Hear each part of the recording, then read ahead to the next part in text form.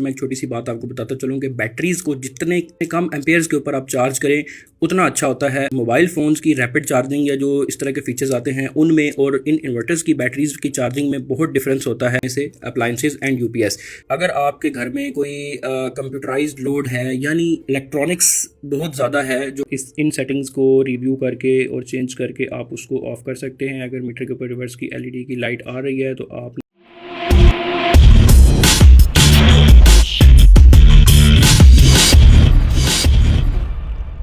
बिस्मिल्लाहिर्रहमानिर्रहीम एंड अस्सलाम वालेकुम friends, welcome to Aamir Shahzad vlog. और आज की फ्रेंड्स जो वीडियो मैं आपके लिए लाया हूँ ये बहुत ज़्यादा रिक्वेस्टेड वीडियो थी। रिसेंटली मैंने अपने चैनल पे एक पोल भी क्रिएट किया था जिसमें 2.5 किलोवाट की इन्वेरिक्स के सिस्टम की कंप्लीट इंस्टॉलेशन के बारे में या फिर इन सब इन्वर्टर्स की सेटिंग्स के बारे में। तो 40 लोगों ने पार्टिसिपेट किया जिसमें से 83% लोग जो हैं वो चाह रहे थे कि इसकी सेटिंग्स के ऊपर मैं वीडियो बनाऊँ।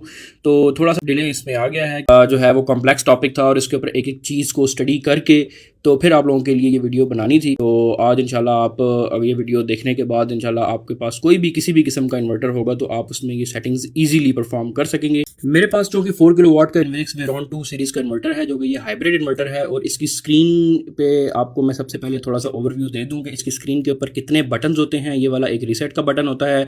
इसके अलावा ये ओवरऑल इसकी स्क्रीन छोटा सा डायल होता है डिस्प्ले। और इसके अंदर फर्स्ट लुक में जो आपके पास चीज़ें नज़र आ रही होती हैं, यहाँ पर अगर आप देखें तो मेरे पास एक बीपी का वार्निंग साइन आ रहा है जो कि ये बता रहा है कि इस टाइम इसके साथ बैटरी कनेक्टेड नहीं है। इसके अलावा छोटी छोटी चीज़ें आपको मैं साथ बता देता हूँ, फिर हम अंदर इसकी सेटिंग्स की तरफ चलेंगे। यहाँ पर अगर आप देखें तो बैटरी आउटपुट ओवरऑल आउटपुट के वोल्टेजेस बता रहा है। और इस टाइम मेरे होम पे जो है वो इनपुट वोल्टेज एसी के कितने आ रहे हैं और ये इन्वर्टर सोलर या फिर जो एसी इसको मिल रहा है वहाँ से ओवरऑल कंबाइन करके आउटपुट पे वोल्टेजेस जो है वो कितने बता रहा है। तो ये ओवरऑल ये इसका है। और नीचे ये एक इसका वो बना हुआ है लोड का ग्राफिकल रिप्रेजेंटेशन है जिसमें अभी तक ये बता रहा है कि जी 25% के अंदर जो है मेरा लोड इसके ऊपर चल रहा है। अगर बैटरी कनेक्टेड होगी तो इसी के साथ का एक और जो है ये साइन बना हुआ होगा, बार 4 बार्स बनी हुई होती हैं। इसके अलावा एसी का इनपुट इसको मिल रहा है तो ग्रीन लाइट ऑन है, चार्जिंग की लाइट ऑफ है, बैटरी कनेक्टेड नहीं है, वार्निंग फॉल्ट साइन कोई भी नहीं इस टाइम इस वक्त फॉल्ट इसके ऊपर। वो जो वार्निंग साइन है बैटरी नॉट कनेक्टेड का वो एक डिफरेंट है। एनी हाउ ये नीचे इसका एक बटन है। ये 4 बटन्स का फीचर्स आपका ये जिस भी आप पेज पे होंगे तो आपको मेन मेन्यू पे आने के लिए ये बटन होता है। ये 2 एरोज अप एंड डाउन के लिए होते हैं और इनके साथ आप इसके मेन डायल के ऊपर फर्दर जो है वो प्रेस करके सेटिंग्स में जाकर देख सकते हैं चीज़ों को। जैसे कि अभी ये इनपुट और आउटपुट वोल्टेजेस जस्ट बता रहा है। अगर मैं इस एरो को प्रेस करता हूं तो मेरे पास अब ये बताने लग गया है कि इनपुट एसी से यानी कि वापडा से कितनी इस वक्त ये एम्पेयर्स जो है वो कंज्यूम कर रहा है। फिर मैं अगर इसको दोबारा प्रेस करता हूं तो अब ये बता रहा है कि पीवी से वोल्टेजेस जो हैं वो इस वक्त कितने इसको मिल रहे हैं, जो कि 440 वोल्ट आ रहे हैं मेरे पास। अब मैं फिर दोबारा प्रेस करता हूँ तो पीवी से करंट कितना आ रहा है, ये 0 है। 0 इसलिए शो हो रहा है कि मैंने इस टाइम इन्वर्टर की सेफ्टी के लिए जो है वो सारा का सारा घर का लोड वो बाईपास करके मैंने सेपरेट्स डाला हुआ है डायरेक्ट वापडा के ऊपर। फिर आगे प्रेस करते जाए तो पीवी के आगे जो बाकी पैरामीटर्स हैं वो तमाम के तमाम आपको 0 ही शो हो रहे होंगे और उसकी रीज़न मैंने आपको ऑलरेडी जो है वो बता दिया है। अब फिर मैं प्रेस करता हूँ तो यहाँ पर ये बैटरी के बता रहा है जी 1.5 वोल्ट, बट ये डमी वोल्टेजेस है क्योंकि बैटरी कनेक्टेड ही नहीं है तो ऐसा कुछ भी नहीं है यहाँ पे। आउटपुट के ऊपर अब ये वोल्टेजेस बताने लग गया। फ्रीक्वेंसी बता रहा है, फ्रीक्वेंसी 50 हर्ट्ज़ पे सेट है और बाकी परसेंटेज 0% इसलिए है कि इसके ऊपर अभी कोई भी लोड फ़िलहाल नहीं चल रहा। फिर आप इसको प्रेस करते जाएँ तो आपके पास बाकी पैरामीटर्स जो हैं वो चेंज होते जाएंगे आउटपुट के। और इसमें आपके पास जो है वो फर्दर टेम्परेचर भी बता रहा है, इसका इंटरनल टेम्परेचर और बोर्ड का टेम्परेचर अलग से बताता है जो कि इस वक्त 42 की रेंज में है और 38 की रेंज में जो कि नॉमिनल है। अगर आपके इन्वर्टर का टेम्परेचर जो है वो बढ़ रहा है तो आपको उसको चेक करवाने की ज़रूरत है। इसके बाद अगर मैं बात करूं तो फिर आप इसको प्रेस करेंगे तो आपके पास बाकी कुछ पैरामीटर ये यूज़र डिफाइंड सेटिंग्स जो है कस्टम सेटिंग्स आपके पास ये दोनों बताएगा कि ये यूज़र 1 और यूज़र 2 की सेटिंग्स है जो कि आपने खुद से रखी हुई होंगी इसके अंदर। तो ये तो एक छोटा सा इसका डेमोन्स्ट्रेशन था इसकी मेन एलसीडी का। और इसमें किसी भी पेज के ऊपर अगर आप चले जाते हैं एरो राइट अप और डाउन प्रेस करके तो आपने ये रिवर्स वाला जो बटन है ये प्रेस करके वापस आ जाना है। यानी अब ये एंटर वाला जो बटन जिसमें मैंने फिंगर रखी है आप इसको प्रेस करके रखेंगे कुछ सेकंड के लिए तो आपके पास ये इसका सेटिंग्स वाला मेन्यू जो है ये ओपन हो जाएगा। तो इसमें सबसे पहला जो मेन्यू है वो ESC एस्केप वाला मेन्यू है। आप इस मेन्यू के ऊपर आने के बाद जब आप इसको एंटर करेंगे तो आप वापस मेन मेन्यू पे आ जाएंगे। और अगर आप दोबारा इसी मेन्यू को कुछ सेकंड के लिए प्रेस करने के बाद जब आप एरो डाउन करेंगे तो आपके पास फर्स्ट जो सेटिंग्स हैं वो आपके पास आ जाएंगी जो कि SOL हैं।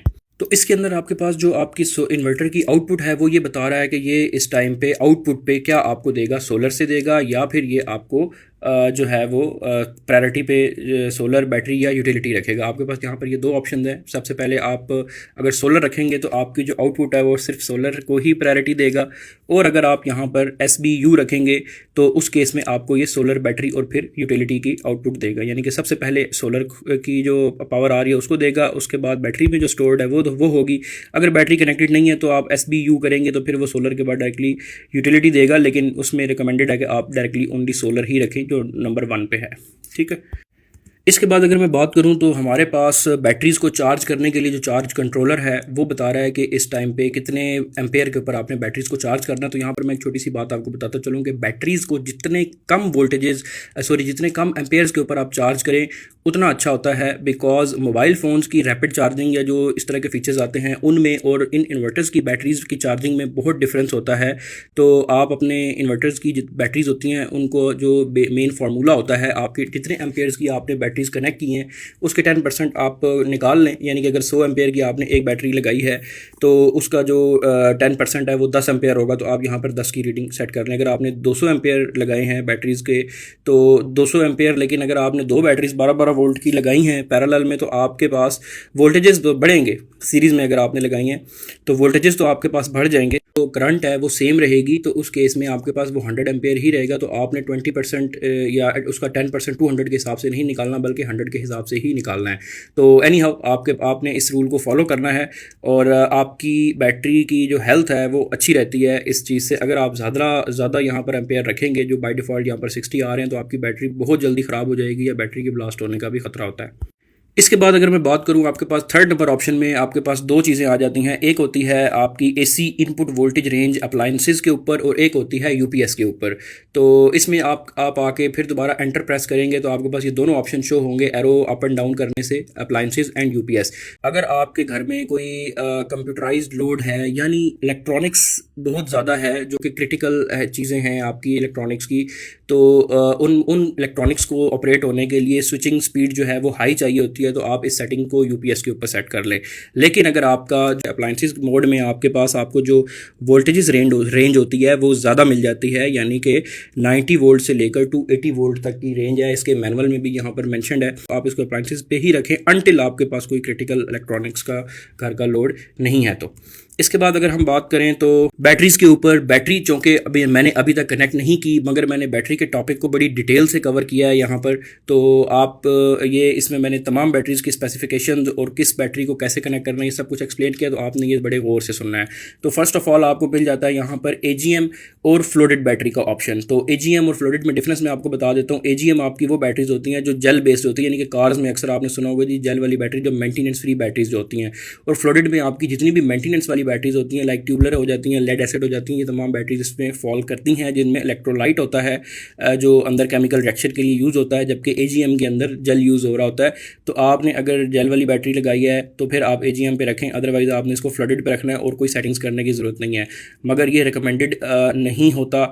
आपने नंबर 2 पे अगर आप चेक करें तो यहाँ पर यूज़र डिफाइन वाला जो ऑप्शन है ये इसको आपने सेलेक्ट करना है और उसके बाद हम आगे चल के इसमें 26, 27 एंड 29 की सेटिंग्स करेंगे, जिसके बाद आपकी वो सेटिंग्स इन्वर्टर हमेशा आपका पिक करेगा। अब इसके साथ ही साथ मैं आपको आगे वाले कुछ जो यहाँ पर ऑप्शंस दिए हुए हैं उनको मैं कवर कर देता हूँ। अच्छा फ्रेंड्स, जो ये पाइलॉन टेक्नोलॉजी की बैटरी जो यहाँ पर मेंशन्ड है ये इसके साथ कनेक्ट की जा सकती है। इसका और लिथियम आयन और लेड एसिड बैटरी के दरमियान में ये कैटेगरी में फॉल करती है। इसका जो डीप साइकिल होता है वो 95% तक आप इसको यूज़ कर सकते हैं।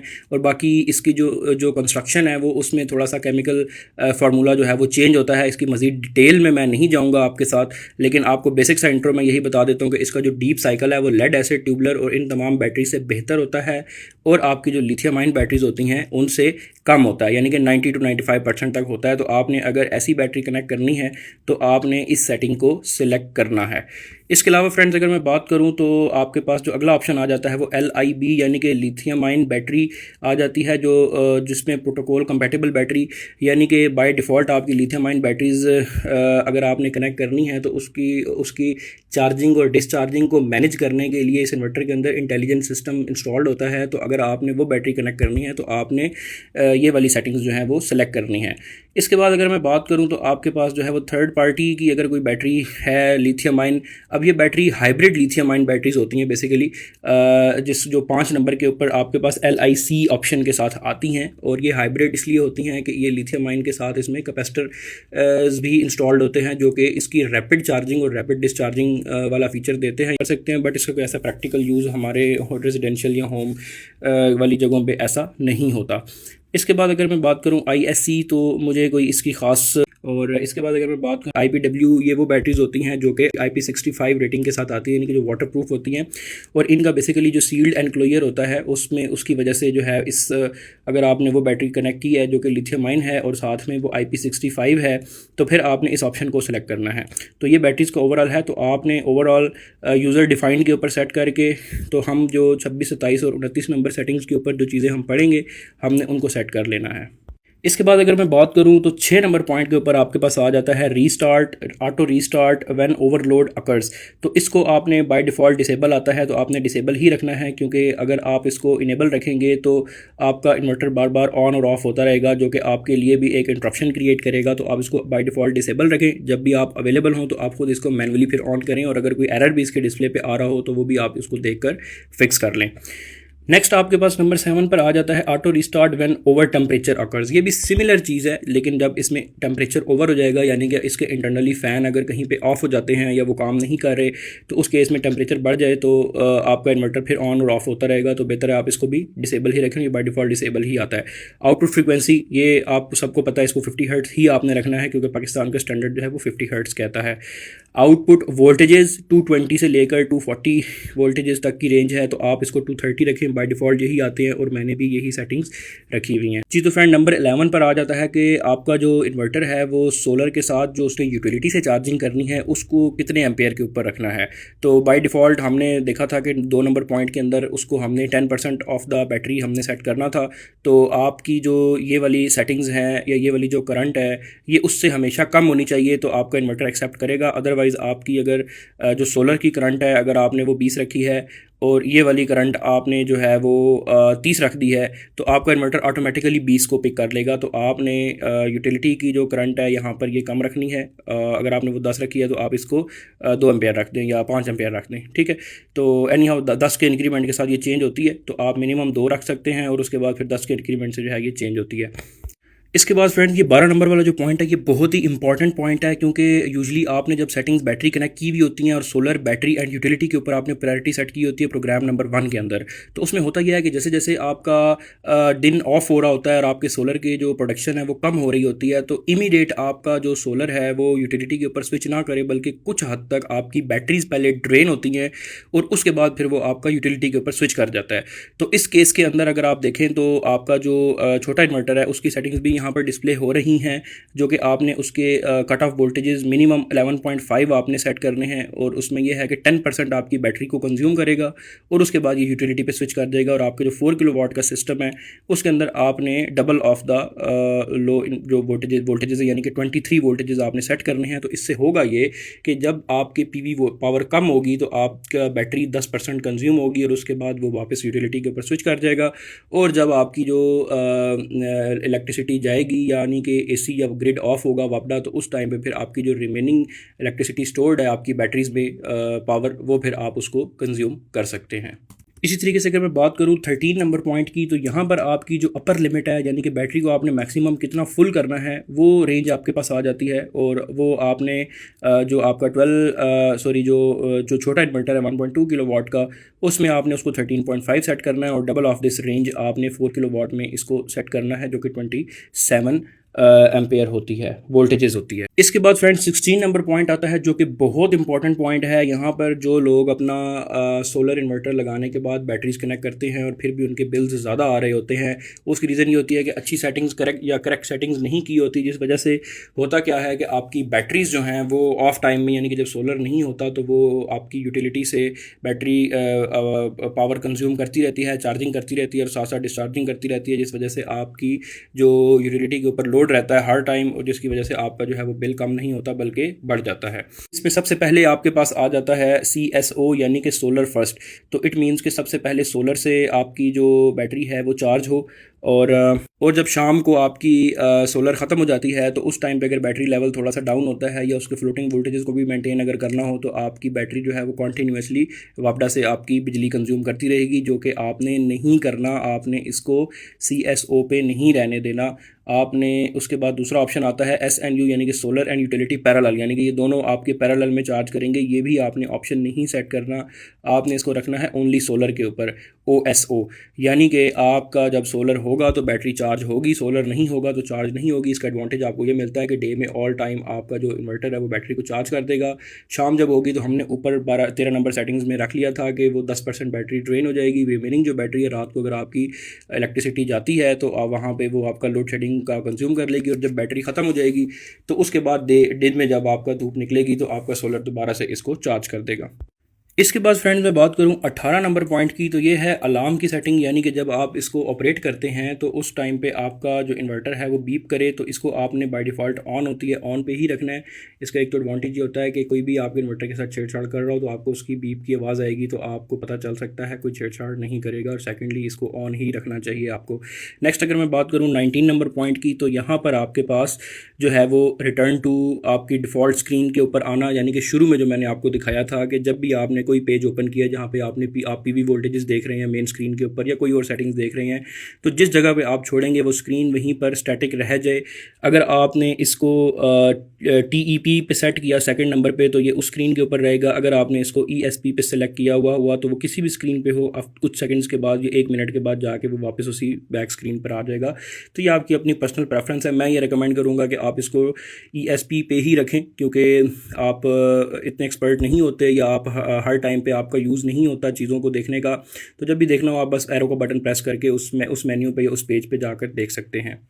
इसके बाद नेक्स्ट फ्रेंड्स 20 नंबर पॉइंट के ऊपर आ जाता है बैक लाइट का, यानी कि इसकी जो स्क्रीन में ये ब्लू कलर की लाइट नज़र आ रही है आपको, ये दूसरे मॉडल्स में शायद येलो कलर की होती है। ये ऑन हो या ऑफ हो तो बाय डिफ़ॉल्ट आप इसको ऑन ही रखें, ये रिकमेंडेड है और बाय डिफ़ॉल्ट ऑन ही आती है ये। नेक्स्ट अगर मैं बात करूँ 22 नंबर की, तो ये है अलार्म का ऑप्शन, और बाय डिफ़ॉल्ट ये ऑन आते हैं। और अलार्म का बेसिकली मकसद ये होता है कि जब वापडा आ रही है, वापडा जा रही है, PV वोल्टेजेस मिल रहे हैं इसको या वो ख़त्म हो रहे हैं, तो उस टाइम पर आपका इन्वर्टर जो है वो बीप करेगा। अलार्म्स के ऊपर कंप्लीट एक मैं डिटेल वीडियो बना दूंगा कि कितनी बीप्स हों तो उसका क्या मतलब होता है, तो ये एक डिटेल हम छोटी सी वीडियो जो है वो सेपरेटली बना लेंगे। तो बहरहाल आपने इसको ऑन रखना है यहाँ पे। इसके बाद फ्रेंड मैं बात करूँ 23 नंबर पॉइंट की, तो ये है बाईपास डिसेबल, यानी कि ओवरलोड बाईपास। अगर आपका इन्वर्टर ओवरलोड होता है तो उस केस में आपकी बैटरीज के ऊपर लोड डालना है या नहीं। बाईपास ये डिसेबल्ड होता है बाय डिफ़ॉल्ट, तो आपने इनेबल कर लेना है कि ये इसको बाईपास कर दे बैटरीज़ को और ये यूटिलिटी पे स्विच कर जाए। तो ये एक अच्छा सेफ्टी फीचर है, आपने इसको इनेबल कर लेना है अगर आपने बैटरीज कनेक्ट की हुई और आप उनकी प्रोटेक्शन चाहते हैं तो। नेक्स्ट अगर मैं बात करूँ फ्रेंड्स तो 25 नंबर के ऊपर रिकॉर्ड फॉल्ट कोड, यानी कि इसमें कितने भी किस्म के कोई फॉल्ट्स आ रहे हैं उनको आपका इन्वर्टर बाय डिफ़ॉल्ट जो है वो रिकॉर्ड करता जाए। तो डिफ़ॉल्ट ये इनेबल्ड होता है, आपने इसको इनेबल ही रहने देना है। इसके बाद आपके पास ये वो सेटिंग्स आ जाती हैं जो हमने बैटरी वाले ऑप्शन में देखी थी, और अब हमने इनको सेट करना है और उसके अकॉर्डिंगली आपका इन्वर्टर जो है वो परफॉर्म करेगा, जिसमें आपकी बैटरीज़ की हेल्थ भी जो है वो चेंज हो जाती है अगर आप ये गलत सेटिंग्स रखी हुई हैं। और इसके साथ ही साथ अगर आपने ये सेटिंग्स अच्छी नहीं रखी तो आपका जो बैकअप है वो भी कॉम्प्रोमाइज़ होता है। बाय डिफ़ॉल्ट ये वाले जो वोल्टेजेस हैं आपके 1.2 किलोवाट मॉडल में 14.1 आते हैं, 24 वोल्ट बैटरी मॉडल जो कि 4 किलोवाट कन्वर्टर है उसमें 28.2 आते हैं, यानी कि डबल ऑफ दोज वोल्टेजेस। तो आपने इनको डिफ़ॉल्ट रहने देना है। यूजली लोग इसको बढ़ा लेते हैं, आप 31 तक सेट कर सकते हैं। अगर आपने बैटरी का पीक टू पीक यूज़ करना है तो उससे अगेन मैं वही कहूँगा कि आपकी बैटरी की जो लाइफ है वो कॉम्प्रोमाइज़ होती है, तो आप इसको जो है वो अपर इसका 28.2 ही रहने दें। बट अगर अगर आपको लगता है कि आपको बैकअप जो है वो कुछ कम मिल रहा है, तो फिर आप बल्क चार्जिंग वोल्टेजेस जो हैं आप इसको 29 तक ले जा सकते हैं। अगर आप इसको 29 लेकर जाते हैं तो फिर आपको जो फ्लोटिंग चार्जिंग वोल्टेजेस हैं वो भी चेंज करने पड़ते हैं। Any how floating charging voltages जो हैं 27 नंबर के ऊपर, उनको आपने जो है वो 24 वोल्ट बैटरी यानी कि 4 किलोवाट वाले मॉडल में 27 वोल्ट जो है वो सेट करना है।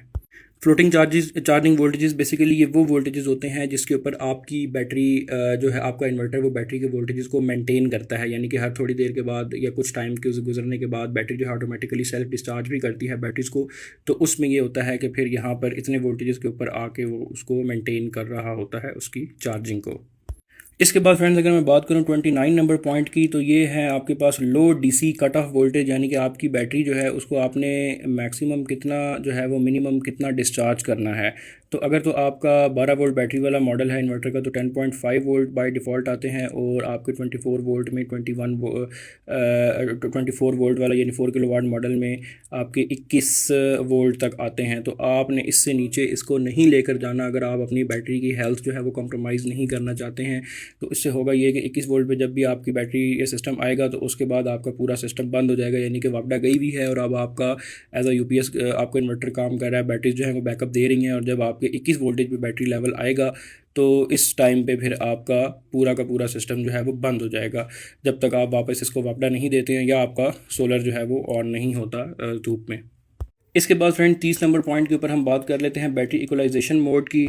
तो इसमें आपने इसको इनेबल या डिसेबल करना है। अगर आप इसको इनेबल करते हैं तो उसके बाद आपने 31, 33, 34 और 35 नंबर की जो सेटिंग्स हैं ये आपने परफॉर्म कर लेनी है, और साथ में 36 नंबर की सेटिंग्स भी, यानी कि 30 नंबर के साथ आपकी 31, 33, 34, 35 एंड 36 नंबर की सेटिंग्स सारी इसके साथ बिलोंग करती हैं। मैं थोड़ा सा इसको एक्सप्लेन कर देता हूँ। बैटरी इक्वलाइजेशन बेसिकली ये वो प्रोसेस होता है जब आपकी बैटरीज़ के अंदर जो सेल्स होते हैं जब वो multiple time charge and discharge हो रहे होते हैं, तो उसमें होता यह है कि आपके जो सेल्स हैं इनके ऊपर एक सल्फाइड की लेयर जो है वो जम जाती है, जिसको आपको एक एक्स्ट्रा या ओवर वोल्टेजेस देकर एक दफ़ा उसको बैटरी को चार्ज करना होता है, जिससे ये है कि आपके सेल्स की जो लाइफ है वो अच्छी हो जाती है। तो ये वाला जो प्रोसेस है आपका इन्वर्टर खुद ही परफॉर्म कर लेता है। तो अगर आप इसको इनेबल कर देंगे तो उसके बाद आपने 31 नंबर पॉइंट के ऊपर आपने इसके वोल्टेजेस लेवल सेट करने हैं। आपको खुद से कुछ भी करने की ज़रूरत नहीं है, जो बाय डिफ़ॉल्ट हैं दोज़ आर गुड इनफ। तो फ्रेंड्स होगा ये कि जब आपने 30 नंबर प्रोग्राम के ऊपर आपने इसको इनेबल कर दिया है, तो उसके बाद आपने 31 नंबर प्रोग्राम में आपने इसके वोल्टेजेस जो हैं 29.2 सेलेक्टेड हैं, इनको आपने अगर आप इसको काउंटर सेट करना चाहते हैं तो आप इसको चेंज करके 31 तक ले जा सकते हैं, जिसमें 0.1 वोल्ट का इंक्रीमेंट होता है। ये हाई वोल्टेजेस के ऊपर जो है इस बैटरी को चार्ज करता है एक दफ़ा, और उसमें फिर 33 नंबर के ऊपर ये 60 मिनट्स के लिए इसको चार्ज करेगा, जिसको आप अगेन चेंज कर सकते हैं, मिनिमम भी कर सकते हैं, मैक्सिमम अगर आपके पास टाइम ज़्यादा है तो आप इसको मिनिमम पे ही रखें। आपकी बैटरी की जो हेल्थ है वो बेहतर रहेगी। अगर आप इसको टाइम जो है वो कम टाइम के लिए करेंगे तो फिर आपकी हेल्थ ख़राब होगी। आप इसको मैक्सिमम टाइम दें, वैसे ये 60 तक के लिए सेट होता है। उसके बाद आपके पास जो है वो 35 नंबर पॉइंट के ऊपर इसका टाइमर आ जाता है कि ये वाला जो एक्शन है ये कितना फ्रीक्वेंटली परफॉर्म हो। तो 30 डेज़ का बाय डिफ़ॉल्ट होता है, आप इसको बढ़ा सकते हैं। वंस आप जब ये सारी सेटिंग्स कर लेते हैं तो उसके बाद आपकी 36 नंबर सेटिंग्स आ जाती हैं, जिसमें आप इमीडिएट जो है वो इसको एक्टिवेट करते हैं, तो रन टाइम पर ये वाला फीचर परफॉर्म करने लग जाता है, और उसके बाद फिर ये टाइमर को फॉलो करता है। नेक्स्ट जब भी मेंटेनेंस होगी तो ये ऑटोमेटिकली परफॉर्म करेगा। इसके बाद फ्रेंड्स मैं बात करूँ 38 नंबर पॉइंट के ऊपर, तो ये आपका 4 किलोवाट मॉडल के लिए ये वाली सेटिंग्स हैं, और 40 एंड 41 ये सारी 4 किलोवाट मॉडल की सेटिंग्स हैं, जिसमें आपके पास अगर जो ग्रिड फीड है जो कि ऐप से भी कंट्रोल हो जाती है, अगर वो इनेबल होगी है तो होगा ये अगर आपका सिंगल फेज़ मीटर है तो आपका इन्वर्टर जितनी भी मैक्सिमम प्रोडक्शन कर रहा है वो आपका रिवर्स में भेजना शुरू कर देगा। बट चूँकि ये सिंगल फेज़ मीटर्स हैं तो अगर आपने इन सेटिंग्स को इनेबल कर दिया है तो आपका इन्वर्टर अगर दिन में 3.5 किलोवाट इलेक्ट्रिसिटी बना रहा है तो वो ग्रिड को फीड तो कर रहा होगा, लेकिन वो आपका मीटर फिर भी आपकी तरफ ही चल रहा होगा, यानी कि आपके यूनिट्स जो हैं वो 3.5 यूनिट्स पर आवर कंज्यूम हो रहे होंगे, आपके मीटर में रिकॉर्ड हो रहे होंगे। तो आपने बाय मिस्टेक भी इसको इनेबल नहीं करना, आपने इसको डिसेबल ही रहने देना है। इसके बाद फ्रेंड्स मैं बात करूँ 40 नंबर पॉइंट की, तो 40 नंबर में आपके पास तो आपके मीटर के ऊपर अगर अर्थ की एलईडी ऑन हो रही है तो आप इसके पैरामीटर्स को चेंज करके आप उसको ऑफ़ कर सकते हैं। ये -30 टू +30 तक की रेंज में होती है। बाय डिफ़ॉल्ट ये 0 से 12 में आ रही होती है, तो आप इसको 1 के इंक्रीमेंट के साथ आप इसको चेंज करके तो आप इसको देख सकते हैं। बाय डिफ़ॉल्ट ये 40 स्टार में आ रही होती है आपके पास जो लेफ़्ट साइड पे बॉक्स बना हुआ है, और अगर ये सेट हुई हुई है तो यहाँ पर ये डिफरेंट दूसरे वाले बॉक्स की तरह आपके पास शो हो रही होगी। तो एनी हाउ इसको इस पैरामीटर को चेंज करके आप उसको मॉनिटर कर सकते हैं। इसके बाद फाइनली 41 नंबर पॉइंट जो है यहाँ पर आपके पास आ जाती है। आपके मीटर के ऊपर अगर रिवर्स की लाइट ऑन है तो उसको आप इन सेटिंग्स को रिव्यू करके और चेंज करके आप उसको ऑफ़ कर सकते हैं। अगर मीटर के ऊपर रिवर्स की एलईडी की लाइट आ रही है तो आपने 41 नंबर पॉइंट प्रोग्राम के अंदर आके उसको इसकी जो वैल्यू है इसको आपने चेंज करना है। 0 to 300 की है और 10 के इंक्रीमेंट के साथ है, तो आपने जब इस वैल्यू को चेंज करना है और साथ साथ आपने अपने मीटर के ऊपर इसको मॉनिटर करना है, और जिस सेटिंग के ऊपर आपकी लाइट ऑफ हो जाए वहाँ पर आपने इसको छोड़ देना है। तो फ्रेंड्स ये थी आज की सेटिंग्स के ऊपर वीडियो। उम्मीद है आपको अच्छी लगी होगी। आपको किसी भी किस्म का कोई भी क्वेश्चन क्यूरी है, मैंने बड़ी कोशिश की है इसमें तमाम चीज़ों को बड़ी डिटेल में कवर करूँ आपके लिए, क्योंकि ये बहुत ज़्यादा डिमांडिंग वीडियो थी। तो इंशाल्लाह नेक्स्ट आपके लिए एरर्स के ऊपर कंप्लीट एक वीडियो मैं बनाऊँगा सून। तो इसमें अगर आपको कोई भी किसी किस्म का क्वेश्चन हो तो आप कमेंट सेक्शन में पूछ सकते हैं। बहुत मेहनत लगी है इस वीडियो में, तो इस वीडियो को लाइक ज़रूर कीजिएगा, तो चैनल को सब्सक्राइब करें। इंशाल्लाह मिलते हैं नेक्स्ट वीडियो में, तब तक अपना ढेर सारा ख्याल रखें। थैंक यू एंड अल्लाह हाफिज़।